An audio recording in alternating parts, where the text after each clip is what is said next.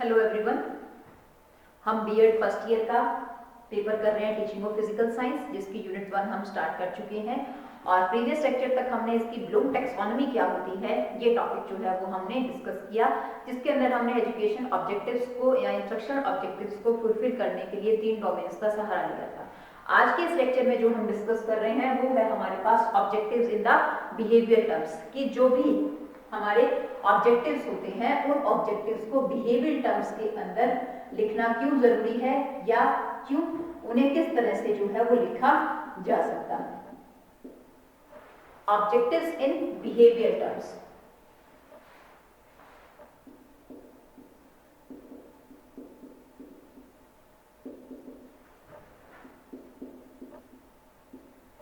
इन्हें behaviour terms में जो है वो किस तरह से लिखा जाएगा। देखिए, अभी तक हम टैक्सोनॉमी के बिहाफ पर हम पहचान कर पाए थे कि जो हमारे एजुकेशन ऑब्जेक्टिव्स है उसके 3 पक्ष हैं, कि मानव व्यवहार को हम कहें कि साइकोलॉजिकल पॉइंट ऑफ व्यू से अगर देखा जाए तो बोधात्मक पक्ष किस तरह से विकसित होता है, क्रियात्मक पक्ष किस तरह से विकसित होता है और भावात्मक पक्ष जो है वो किस तरह से विकसित होता है। लेकिन जब हम टीचिंग लर्निंग प्रोसेस की बात करते हैं तो टीचिंग लर्निंग प्रोसेस के अंदर जब तक जो उद्देश्य हैं उन उद्देश्यों को हम कहें कि बिहेवियर टर्म्स में नहीं लिखा जाएगा, तब तक वो उद्देश्य जो है वो फुलफिल हुए हैं या नहीं हुए हैं इस चीज के बारे में पता नहीं लग पाएगा। मतलब कि टीचिंग लर्निंग जो प्रोसेस है वो इफेक्टिवली जो है वो डेवलप हुआ नहीं हुआ, उसके जो लर्निंग के जो आउटकम्स हैं वो इफेक्टिवली डेवलप हुए या नहीं हुए, ये चीज जो है वो डिसाइड नहीं हो पाती। इसके साथ साथ ना ही जो है वो लर्नर को ये पता चल सकता है कि एट द एंड जो है उसे क्या चीज करनी है, और ना ही टीचर को ये पता चल सकता है कि उसने जो चीज करवाई उसके बिहाफ पर टीचर के अंदर या लर्नर के अंदर क्या चेंजेस जो है वो आए हैं। तो सबसे पहले तो हम एडवांटेजेस देखते हैं कि एडवांटेजेस क्या हैं अगर ऑब्जेक्टिव्स को बिहेवियर टर्म्स में जो है वो लिखा जाता है। तो सबसे पहले जो इसका ऑब्जेक्टिव है that is determining teaching activities.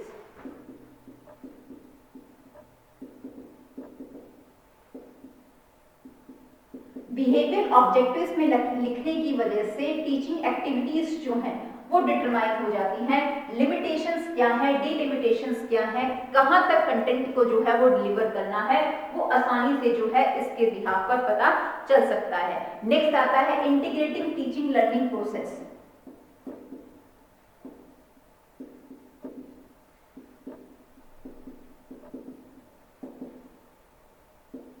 Teaching learning process means जो टीचिंग लर्निंग प्रोसेस है वो आपस में सामंजस्य या आपस में बैलेंस जो है वो किस तरह से इफेक्टिवली डेवलप हो सकता है, ये चीज जो है इसके बिहाफ पर डिसाइड हो सकती है, जिसमें हम कहें कि इंटीग्रेटिव टीचिंग लर्निंग प्रोसेस। उसमें एकीकरण, आपस में कोऑर्डिनेशन जो है वो किस तरह से एस्टैब्लिश हो सकता है, वो बिहेवियर ऑब्जेक्टिव्स की वजह से आसानी से पता चल सकता है। नेक्स्ट आता है इसके अंदर that is selection of teaching strategies. पढ़ाने के लिए जो टीचिंग मेथड्स एक टीचर के द्वारा यूज करने हैं वो कौन कौन से होंगे, उसको वो आसानी से डायग्नोस जो है वो कर सकता है। वो लेक्चर मेथड को यूज करे, वो डेमोन्स्ट्रेशन मेथड को यूज करे, वो किस मेथड को यूज करे, वो आसानी से पता चल सकता है। नेक्स्ट आता है that is selection of teaching ads. पढ़ाने के लिए किस तरह की टीचिंग एड्स का यूटिलाइजेशन है, उसमें ऑडियो एड्स यूज करी जा रही हैं, उसमें वीडियो एड्स यूज करी जाएंगी, ऑडियो विजुअल एड्स यूज करी जाएंगी, किस तरह की टेक्नोलॉजीज को जो है वो यूज किया जाता है, उस चीज में बहुत ज्यादा हेल्प करता है। नेक्स्ट आता है ऑब्जेक्टिव सेंटर्ड टीचिंग प्रोसेस।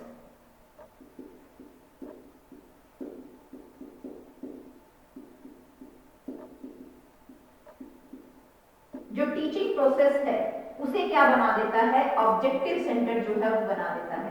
हम कहते हैं कि जब तक किसी चीज की कोई उद्देश्य नहीं है वो चीज जो है वो अच्छे तरीके से ना तो उसकी प्लानिंग हो सकती है, ना ही उसका रिजल्ट या आउटकम जो है वो हमारे सामने आ सकते हैं। तो हम कहें कि ऑब्जेक्टिव निर्धारित करने में बहुत ज्यादा हेल्प करता है और टीचिंग को क्या बना देता है, ऑब्जेक्टिव सेंटर्ड जो है वो प्रोसेस बनाने में बहुत ज्यादा जो है ये हेल्प करता है। उसके साथ साथ आता है इवैल्यूएशन ऑफ लर्निंग एक्टिविटीज।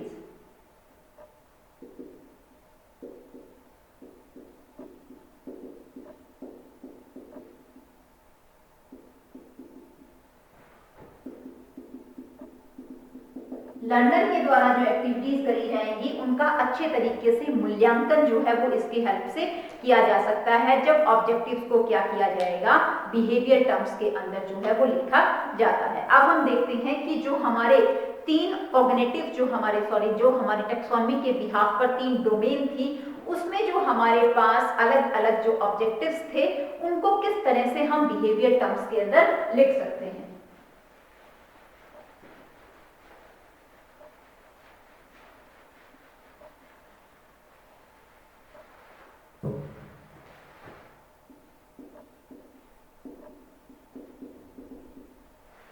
जब जो हमारे एजुकेशनल ऑब्जेक्टिव्स हैं उनको बिहेवियर टर्म्स में जब लिखा जाएगा तो उसके लिए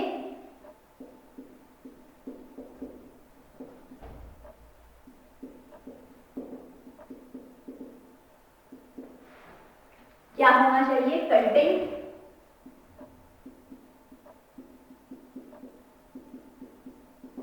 प्लस एक्शन ऑफ वर्ब। इसके लिए हमारे पास दो मेन चीजें होनी चाहिए, कंटेंट होना चाहिए, विषय वस्तु होना चाहिए, और एक एक्शन ऑफ वर्ब जो बिहेवियर टर्म्स में लिखनी है वो इसके अंदर क्या होती है, यूटिलाइज होती है। अब हम एक एग्जांपल के साथ इस चीज को देखते हैं कि हमारे पास जो हमारी कॉग्निटिव डोमेन है यानी कि ज्ञानात्मक पक्ष है, उसके जो ऑब्जेक्टिव्स है उनको किस तरह से जो है वो बिहेवियर टर्म्स में लिखा जाता है। तो हमारे पास सबसे पहले जो है वो एग्जाम्पल एरिया हमने किस चीज को हम लिख रहे हैं, हम कॉग्निटिव जो डोमेन है उसको लिख रहे हैं, और हमारे पास एग्जाम्पल है, टॉपिक है हमारे पास डेंसिटी का। ठीक है, तो इसको हमें किस तरह से लिखना होगा, तो हमारे पास क्या है, दो चीजें होंगी,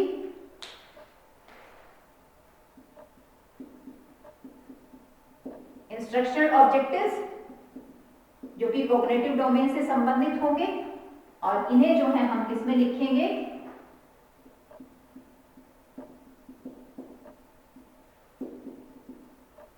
इन्हें बिहेवियर टर्म्स में जो है वो लिखा जाएगा। तो सबसे पहले इसमें आता है हमारे पास नॉलेज। तो नॉलेज के बिहाफ पर हम क्या लिखेंगे, peoples are able to define density.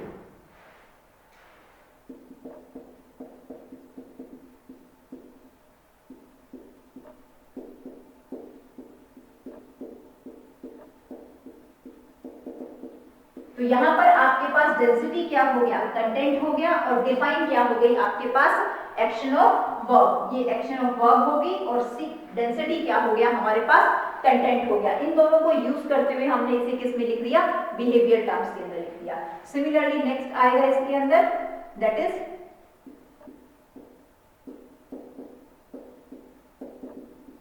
Understanding. Understanding में हम कहेंगे pupils are able to compute the density of given substances।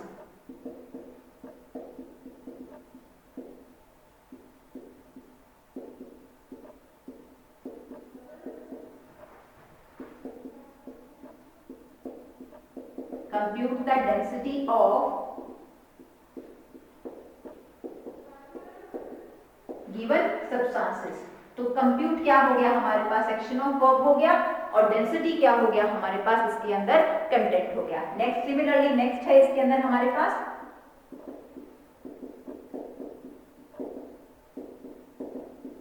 Application. Application को हम किस तरह से लिखेंगे, peoples are able to explain और इलिस्ट्रेट डेंसिटी।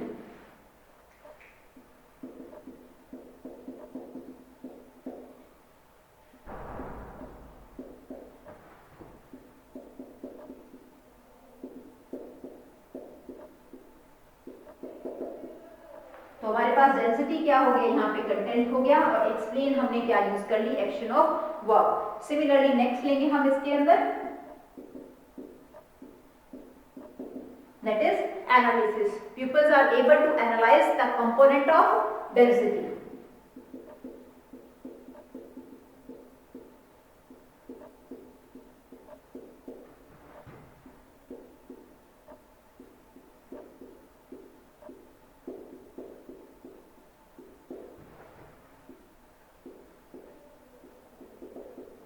देखिए यहाँ हमने क्या किया, एनालाइज हमारे पास एक्शन ऑफ वर्ब हो गई और डेंसिटी क्या हो गया हमारे पास, कंटेंट हो गया। तो हमने क्या किया यहाँ पर, जो हमारे इंस्ट्रक्शन ऑब्जेक्टिव्स थे किसके, हमारी जो कॉग्निटिव डोमेन थी, ज्ञानात्मक पक्ष था, उसके हमने जो है वो एक प्रॉपर तरीके से क्या कर दिया, उन्हें बिहेवियर टर्म्स में लिख दिया कंटेंट और एक्शन ऑफ वर्ब की हेल्प से। जो इलस्ट्रेट है, कंप्यूट है, डिफाइन है, एनालाइज है, एक्सप्लेन है, इस चीज को हम कहाँ यूज करते हैं, जो कॉग्निटिव डोमेन है उनके जो ऑब्जेक्टिव्स हैं उन्हें बिहेवियर टर्म्स में लिखने के लिए। अब हम अफेक्टिव डोमेन देखते हैं।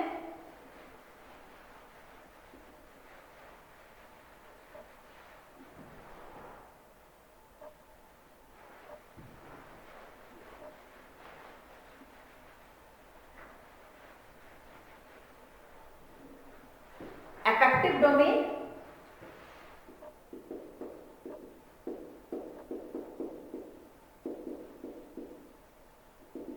और इसके लिए हमारे पास एग्जांपल ले लेते हैं हम नाउन का। नाउन टॉपिक है, कंटेंट है हमारे पास, उसे लिखने के लिए हमारे पास इसे हम अफेक्टिव डोमेन में किस तरह से लिखेंगे। तो अफेक्टिव डोमेन को अगर हम देखें तो इसके हमारे पास बिहेवियर टर्म्स जो हैं या इंस्ट्रक्शन ऑब्जेक्टिव्स कौन कौन से हैं।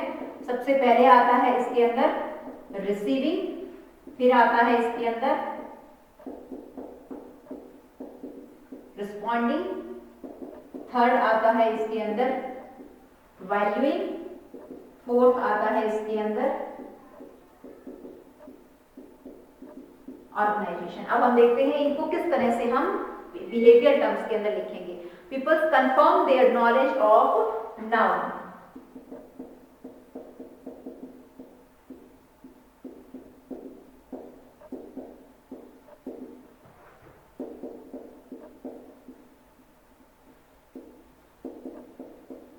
वो यहाँ पर क्या कर रहे हैं, अपनी नॉलेज को कंफर्म कर रहे हैं। यहाँ हमने क्या किया, कंफर्म जो है हमने क्या है एक्शन ऑफ वर्ब यूज कर ली और नाउन क्या है हमारे पास कंटेंट हो गया। नेक्स्ट आता है peoples can prepare list of noun.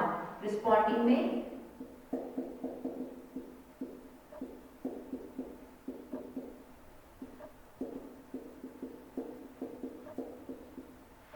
Prepare जो है वो क्या हो गई हमारे पास, यहाँ पर एक्शन ऑफ वर्ब होगी और नाउन क्या हो गया यहाँ पर हमारा, दैट विल बी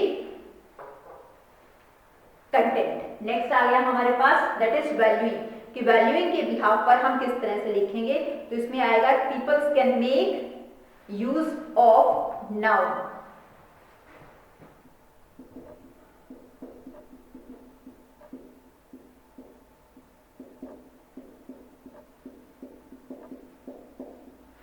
यहां पर मेक क्या हो गया हमारे पास, that will be are action of verb और नाउन क्या हो गया हमारे पास, कंटेंट हो गया।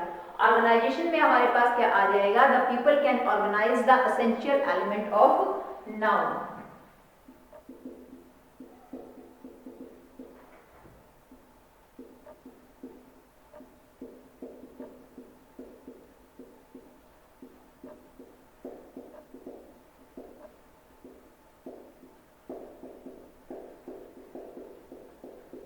देखिए एसेंशियल ऑर्गेनाइज जो है वो हमारे पास एक्शन ऑफ वर्ब आ गई और जो हमारा एसेंशियल एलिमेंट ऑफ नाउन है वो हमारे पास क्या हो गया, एक्शन ऑफ वर्ब हो गया। ये क्या है हमारे पास, that will be the action of verb and noun क्या है हमारे पास, कंटेंट। ये कंटेंट है। प्रिपेयर जो है वो क्या है हमारे पास, एक्शन ऑफ वर्ब। मेक क्या है, एक्शन ऑफ वर्ब। नाउन क्या है, कंटेंट। इसी सिमिलरली इसके अंदर ऑर्गेनाइज क्या है, एक्शन ऑफ वर्ब और एलिमेंट ऑफ नाउन क्या है हमारे पास, that will be are content. अब हम देखते हैं कि जो हमारी लास्ट है कॉग्निटिव अफेक्टिव साइकोमोटर डोमेन के अंदर हम किस तरह से लिख सकते हैं बिहेवियर टर्म्स में।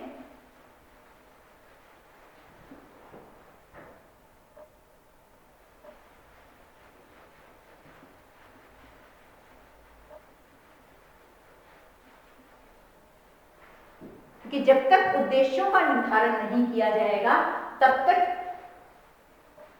लर्निंग आउटकम्स जो हैं, टीचिंग के लर्निंग आउटकम्स जो हैं वो इफेक्टिवली हमारे सामने जो है वो नहीं आ सकते जब तक हम किसी भी डोमेन के पक्ष को जो है वो किस में नहीं लिखेंगे, उसके पक्ष को जब तक हम बिहेवियर टर्म्स में नहीं लिखेंगे, उसकी डेवलपमेंट जो है वो प्रॉपरली नहीं हो पाएगी। तो लास्ट क्या है हमारे पास इसके अंदर, दैट इज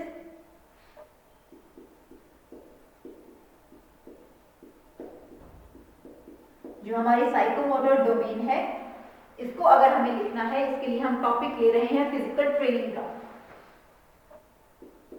एग्जाम्पल कह सकते हो, टॉपिक कह सकते हो, दैट इज फिजिकल ट्रेनिंग। तो इंस्ट्रक्शन ऑब्जेक्टिव्स हमारे पास कौन कौन से इसके, सबसे पहले आता है इसके अंदर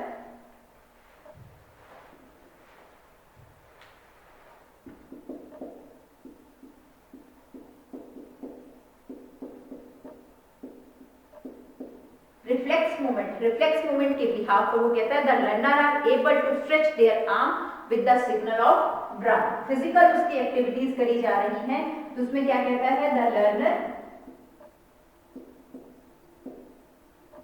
are able to stretch their arm on signal of drum।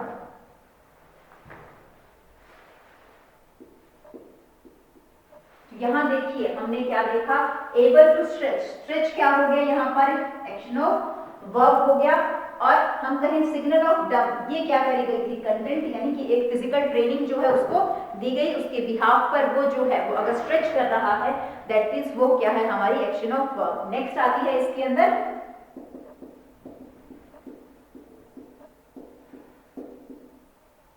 Fundamental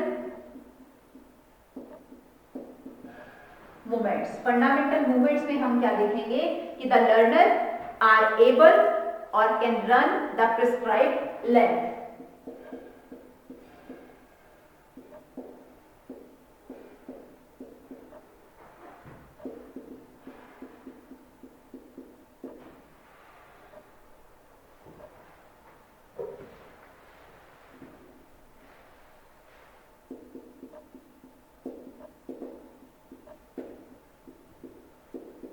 देखिए यहां पर रन क्या होगी हमारे पास, एक्शन ऑफ वर्ब हो गई, और प्रिस्क्राइब्ड लेंथ क्या हो गया हमारे पास, कंटेंट हो गया। रन हमने क्या यूज कर ली, एक एक्शन ऑफ वर्ब यूज कर ली,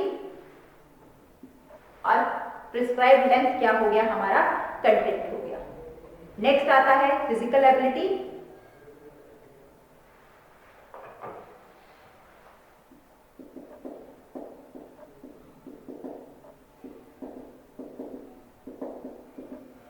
फिजिकल एबिलिटीज के बिहाफ पर the learner are able to stand on their toes.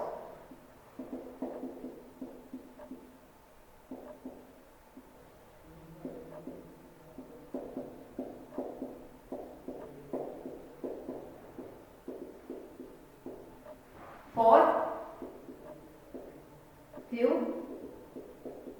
Minutes, कि वो अपने टोज के ऊपर जो है वो कुछ टाइम के लिए स्टैंड कर सकता है। तो स्टैंड हमारे पास एक्शन ऑफ वर्ब है, और टोज फॉर फ्यू मिनट्स जो है वो हमारे पास क्या हो गया, यहाँ पर कंटेंट हो गया। नेक्स्ट आता है हमारा इसके अंदर फोर्थ जो है, that will be are perceptual abilities.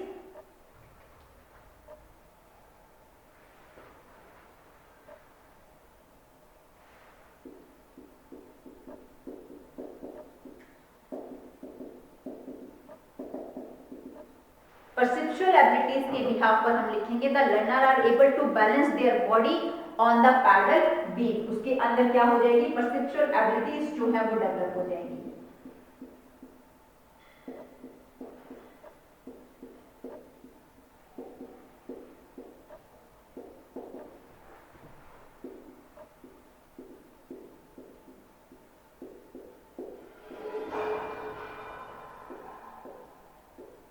Pedal beam के ऊपर जो है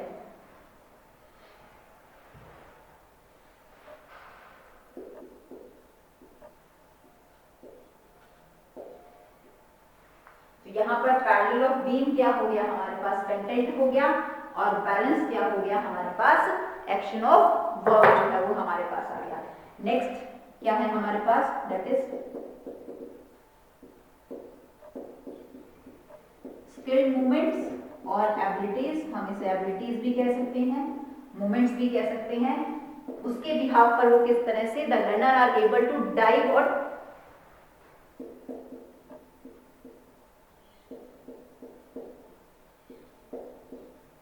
able to dive for few minutes, कि कुछ मिनट्स तक जो है वो क्या कर सकता है, डाइव। तो डाइव क्या हो गया हमारे पास, एक्शन ऑफ वर्ब आ गया। फ्यू मिनट्स क्या हो गया हमारे पास, यहाँ पर कंटेंट आ गया। तो देखिए यहाँ हमने क्या देखा कि किस तरह से जो हमारे साइकोमोटर डोमेन की जो एबिलिटीज हैं या ऑब्जेक्टिव्स हैं उनको हम क्या है किस तरह से बिहेवियर टर्म्स में लिख सकते हैं। तो बिहेवियर टर्म्स में किसी भी कंटेंट को लिखना है, चाहे वो किसी भी डोमेन से संबंधित है, उसे लिखने के लिए हमारे पास कंटेंट होना चाहिए और हमारे पास क्या होनी चाहिए, एक्शन ऑफ वर्ब होनी चाहिए। जो ऑब्जेक्टिव्स हैं उनको हम क्या कर सकते हैं, बिहेवियर टर्म्स में जो है वो लिख सकते हैं। इसके बिहाफ पे आप जैसे हम एग्जांपल ले सकते हैं कि पीपल्स की जगह आप स्टूडेंट भी ले सकते हो। Students are able to define that content, people students are able to use the knowledge in their daily life. इस तरह से हम ले सकते हैं, students are analyze the topic, student can easily differentiate the between two topics. तो इस तरह से हम क्या कर सकते हैं, उनके अंदर जो ऑब्जेक्टिव्स हैं उन्हें व्यवहारात्मक पक्ष के अंदर जो है वो अच्छे तरीके से विकसित या उनको डेवलप कर सकते हैं। रिस्पॉन्डिंग में हम लिखते हैं, हम कहते हैं the students accept the knowledge of that content, कि वो एक्सेप्ट कर सकता है। उसी तरह से हम कहते हैं students are able to list out की वो अपने रिस्पॉन्स जो है उसके बिहाफ पर दिखा रहा है। इसी तरह से हम कहते हैं कि students are able to indicate the concept, वो कंसेप्ट के बिहाफ पर इंडिकेशन देना वो जो है वो उसके बिहाफ पर स्टार्ट कर देता है कि वो एबिलिटीज जो है उसके अंदर शो कर सकता है। तो इसके बिहाफ पर हम यहाँ ये देख रहे हैं कि किस तरह से जो हमारे ऑब्जेक्टिव्स थे, एजुकेशनल ऑब्जेक्टिव्स जो ब्लूम टेक्सोनॉमी के बिहाफ पर 3 पक्षों में विभक्त थे, उनको जो है वो हम इंस्ट्रक्शनल ऑब्जेक्टिव्स को बिहेवियर टर्म्स में लिख सकते हैं। तो जो नेक्स्ट टॉपिक है वो हम नेक्स्ट लेक्चर के अंदर डिस्कस करेंगे।